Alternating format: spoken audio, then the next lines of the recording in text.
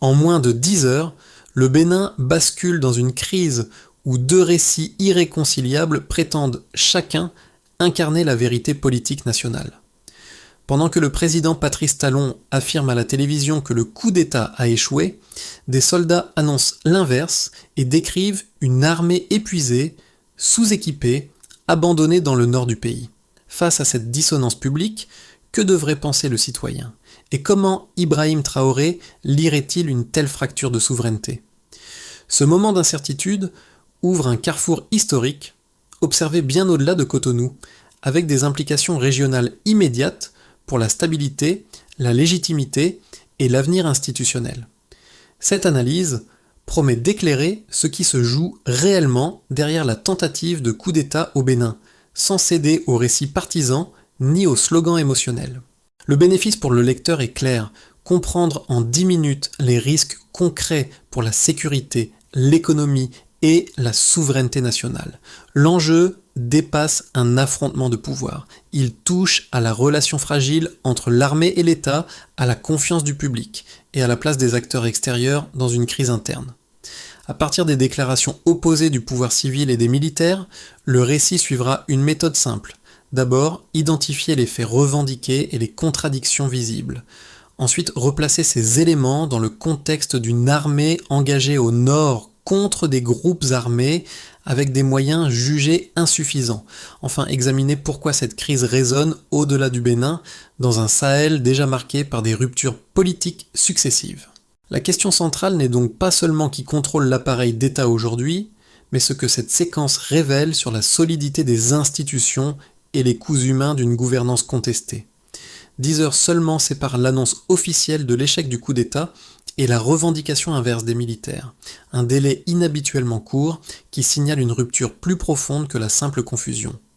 Ce laps de temps réduit révèle surtout une fracture ancienne, une armée engagée dans une guerre asymétrique au nord, sans équipement jugé suffisant, face à un pouvoir civil qui affirme garder le contrôle.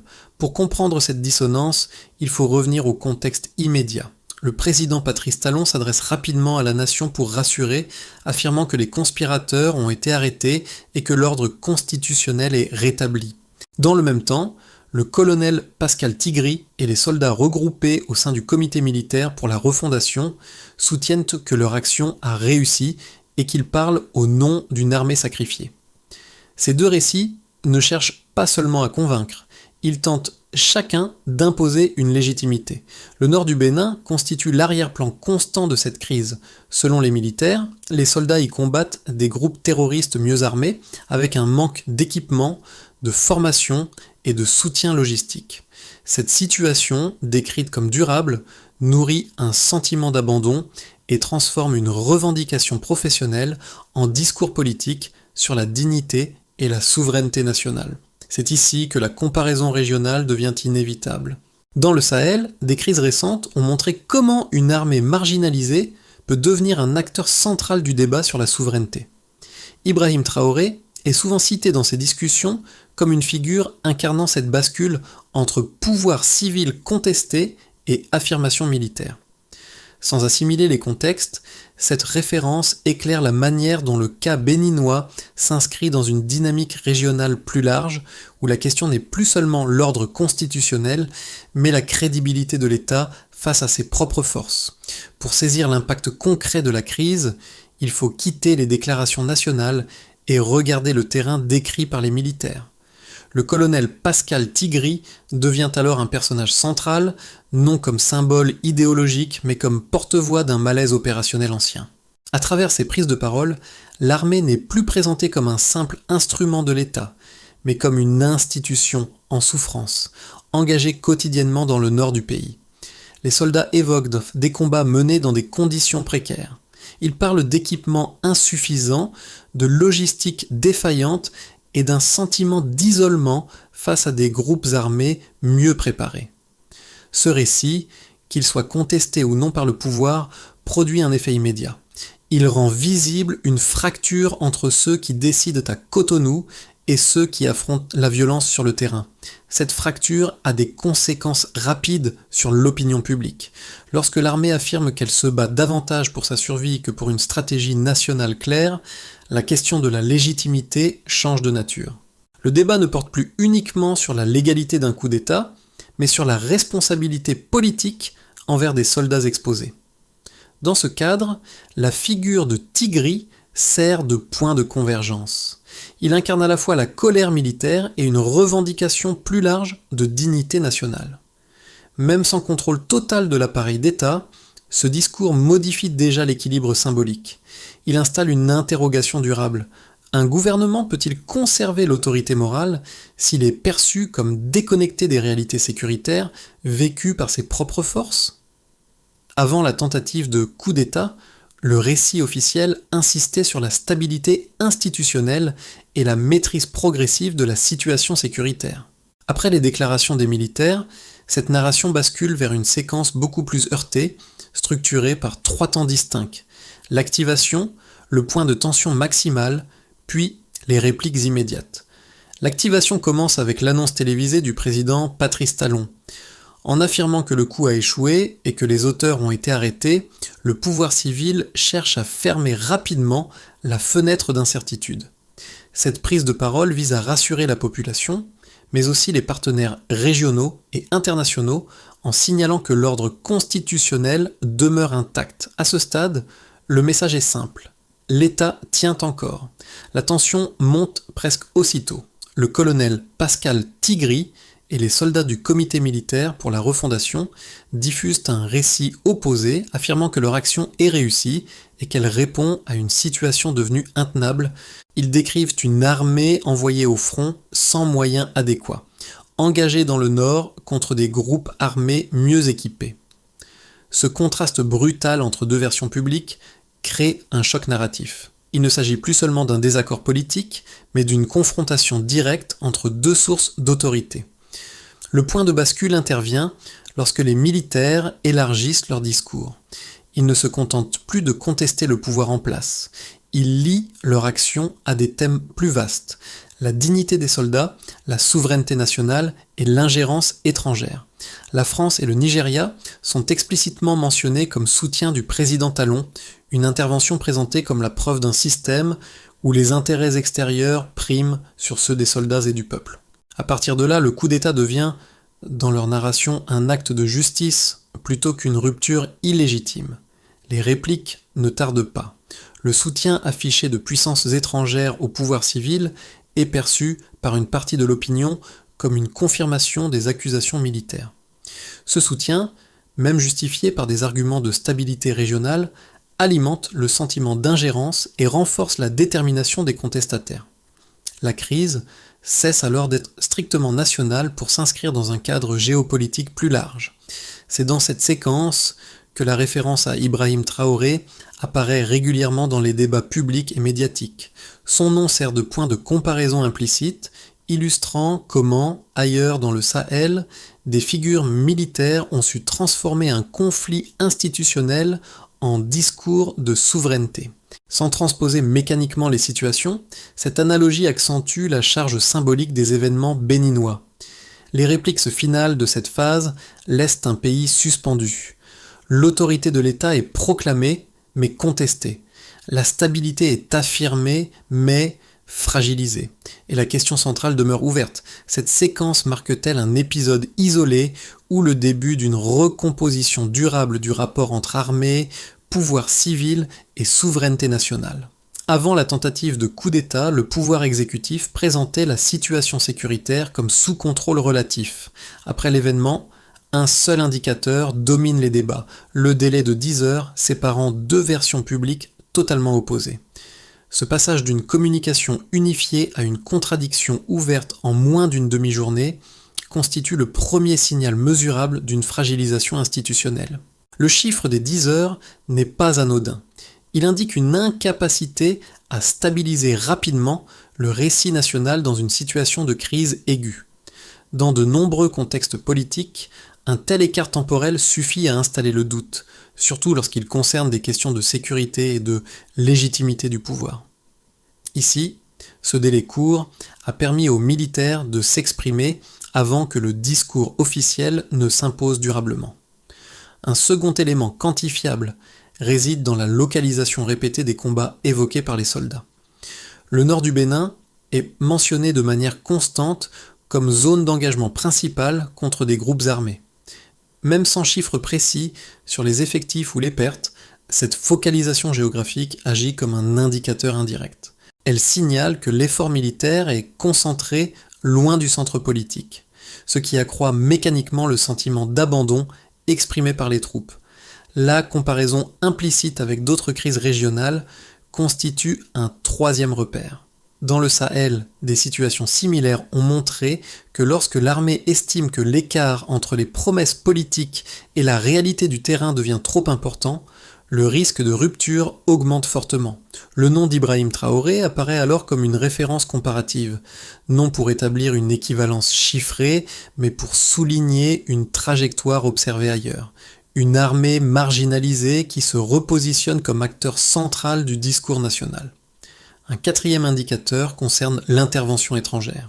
La mention explicite de la France et du Nigeria, présentée comme soutien du président Talon, agit comme un multiplicateur de perception.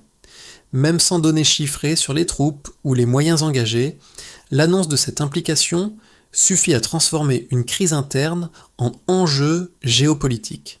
Dans l'opinion, la présence d'acteurs extérieurs est souvent interprétée comme un déséquilibre supplémentaire, renforçant le discours sur la perte de souveraineté. Enfin, la répétition des thèmes de dignité et de sacrifice militaire fonctionne comme un indicateur qualitatif mais récurrent. Lorsqu'un même argument revient de manière insistante dans les déclarations publiques, il signale un point de tension structurelle plutôt qu'un simple slogan opportuniste. Ici, l'idée que les soldats se battent pour survivre, plutôt que pour une stratégie nationale cohérente, devient un marqueur central du conflit. Pris ensemble, ces éléments dessinent une évolution claire.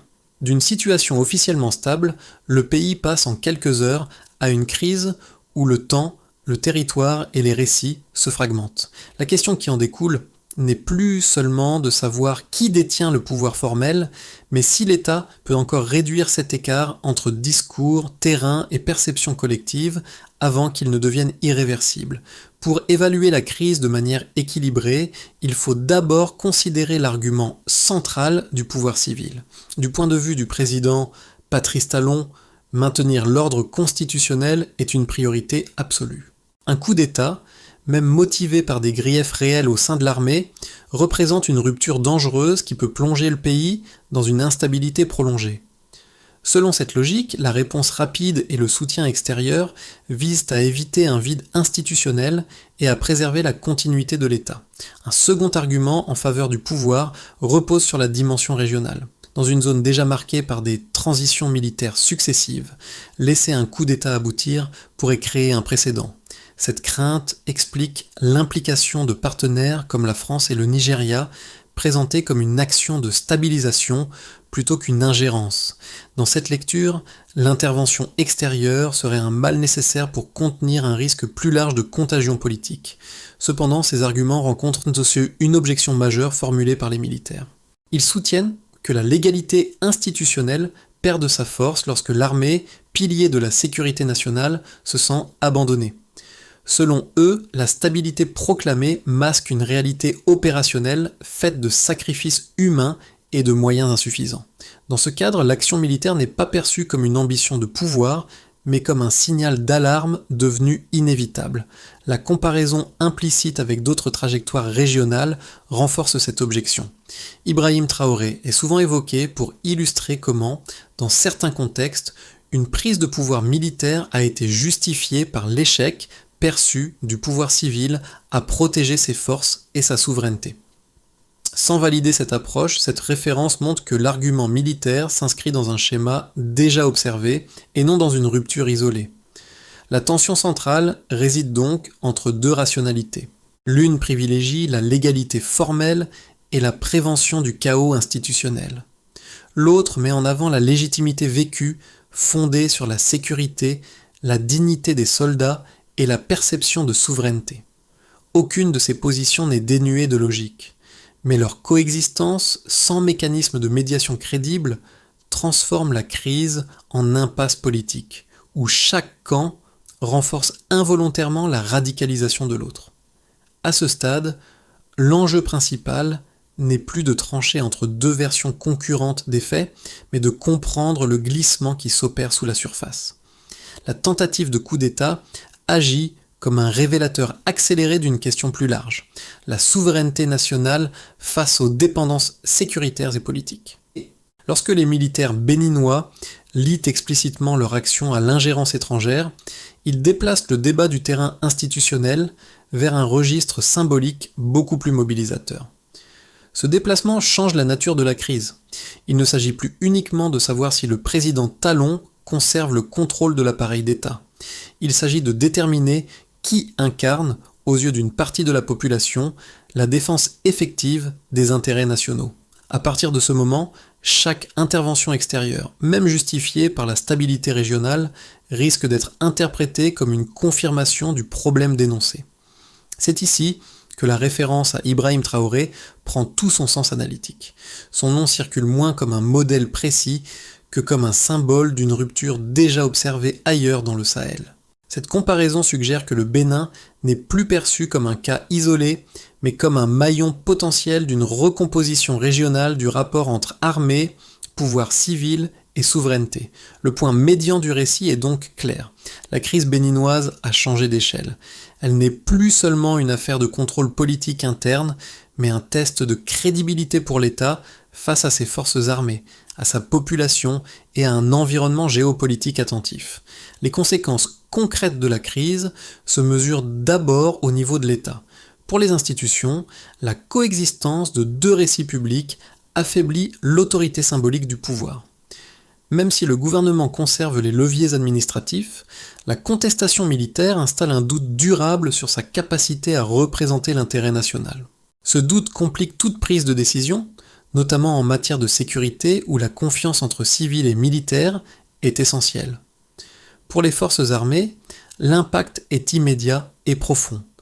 Les soldats engagés dans le Nord voient leur Testsituationst, leur situation projetée au centre du débat politique. Leur discours sur le manque d'équipement et de soutien devient un argument national et non plus une plainte interne. Cependant, cette visibilité accrue comporte un risque. Si aucune amélioration concrète ne suit, la frustration pourrait s'intensifier et miner encore davantage la cohésion militaire. La référence répétée à des figures régionales comme Ibrahim Traoré renforce cette attente implicite de changements rapides et tangibles. Du point de vue de la population, la crise produit un effet ambivalent. D'un côté, certains citoyens perçoivent les militaires comme des défenseurs de la dignité nationale, mettant en lumière des réalités longtemps ignorées. De l'autre, la perspective d'une instabilité prolongée inquiète, notamment dans un pays où l'économie et la vie quotidienne dépendent fortement d'un minimum de prévisibilité politique. Ce tiraillement fragilise le contrat social, pris entre aspiration à la souveraineté et peur du désordre. Les acteurs économiques ne sont pas épargnés. L'incertitude politique tend à ralentir les investissements et à renforcer une attitude d'attente. Les entreprises locales, déjà confrontées à un environnement sécuritaire difficile dans certaines régions, doivent composer avec un climat où les décisions stratégiques peuvent être retardées ou remises en cause. À l'échelle régionale, cette instabilité peut également affecter les échanges et la coopération transfrontalière. Enfin, les répercussions dépassent les frontières nationales. Pour les partenaires régionaux et internationaux, le Bénin devient un cas d'observation attentif. Chaque prise de position, chaque soutien affiché est scruté et interprété à l'aune du débat sur l'ingérence et la souveraineté. Dans ce contexte, l'évocation d'Ibrahim Traoré sert de repère comparatif, suggérant que la crise béninoise s'inscrit dans une dynamique plus large de remise en question des équilibres hérités.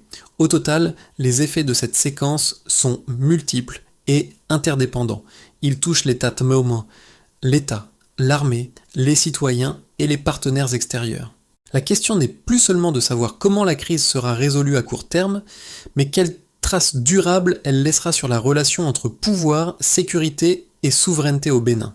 3 trajectoires plausibles se dessinent désormais pour les 6 à 12 prochains mois, chacune ouvrant une dette de curiosité différente sur l'issue réelle de la crise.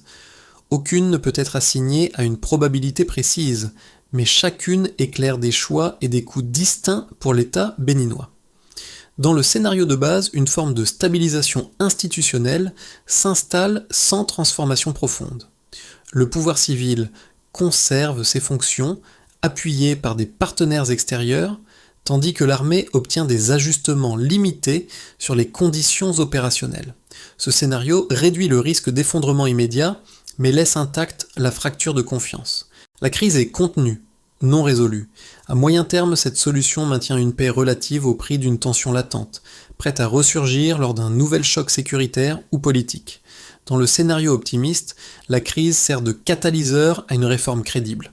Un dialogue structuré s'ouvre entre le pouvoir civil et l'armée, avec des engagements vérifiables sur l'équipement, la formation et la reconnaissance des soldats engagés au nord.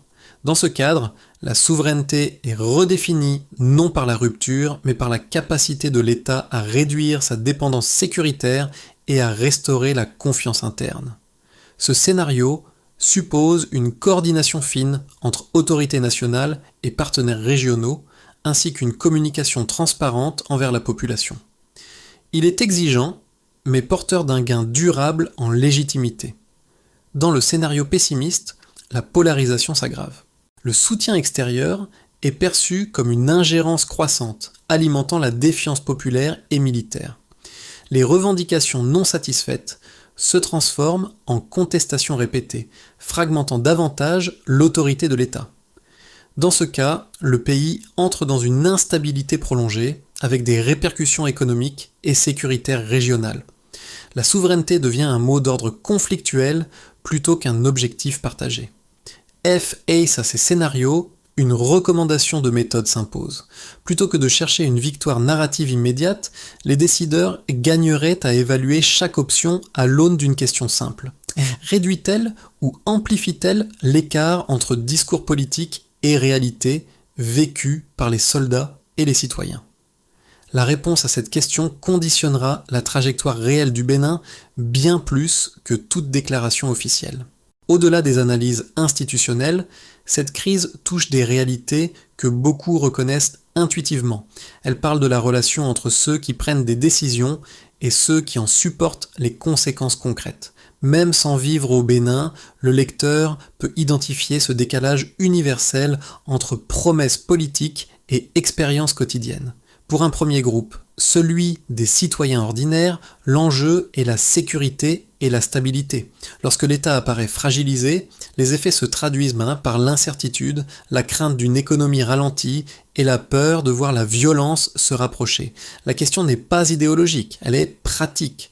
Peut-on planifier sa vie, son travail et l'avenir de ses enfants dans un contexte où l'autorité est contestée? UN second groupe concerne les soldats et leurs familles, même au-delà du cas béninois. Le récit d'une armée envoyée au front sans moyens suffisants résonne largement. Il renvoie à une attente simple, que le sacrifice soit reconnu et soutenu par des décisions concrètes.